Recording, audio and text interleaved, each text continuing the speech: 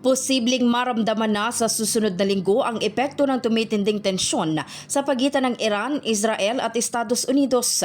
Sa isang video message kagabi, sinabi ni Pangulong Ferdinand Marcos Jr. na maaaring maapektuhan ang presyo ng langis sa buong mundo dahil sa sitwasyon sa Strait of Hormuz kung saan naaantala ang pagdaan ng mga barkong nagdadala ng langis.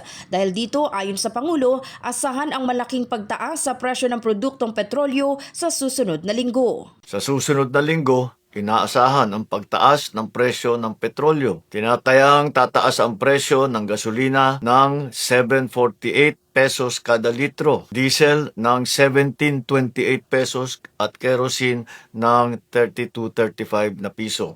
Kasabay nito inilatag din ni Pangulong Marcos ang mga hakbang na inihahanda ng pamahalaan upang maibsan ang epekto ng oil price hike lalo na sa publiko. Una, nakikipag-ugnayan na tayo sa Kongreso upang mapagkalooban ang Pangulo ng pansamantalang kapangyarihan upang bawasan ang excise tax sa mga produktong petrolyo kung papalo ito sa $80 kada barrel. Ikalawa, kinakausap na natin ang Kongreso upang amyendahan ang Biofuels Act of 2006 upang magamit natin ang mas murang bioethanol para sa pagbababa ng presyo ng gasolina. Ikatlo, ilalabas natin sa lalong madaling panahon ang fuel subsidy at cash transfer para sa mga apektadong sektor. Makikipagtulungan ang mga ahensya ng pamahalaan at ang mga lokal na pamahalaan upang matiyak na makarating agad ang tulong sa mga nangangailangan.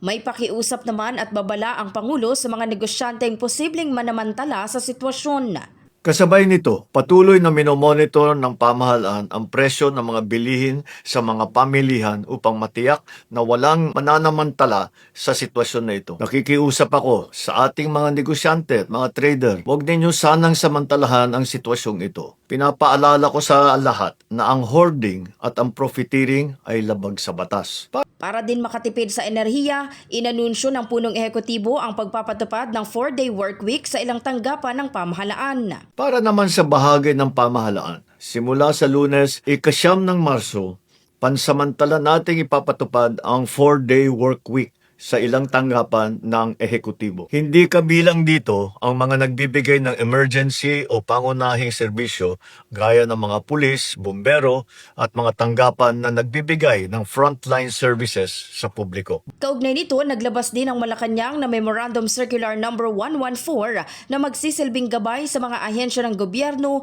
kung paano magpatupad ng energy conservation measures sa gitna ng crisis sa langis. Inaatasan ko ang lahat ng ahensya ng ating pamahalaan na magtipid at magbawas ng 10 hanggang 20% sa konsumo ng kuryente at gastos sa petrolyo. Pansamantala ring ipinagbabawal ang mga biyahe at aktibidad ng pamahalaan na hindi naman kinakailangan gaya ng mga study tour, team building activities o mga meeting na maaari namang gawing online. In the heart of changing lives, ako si Brigada Maricar Saragan ng 105.1 Brigada News FM Manila, The Music and News Authority.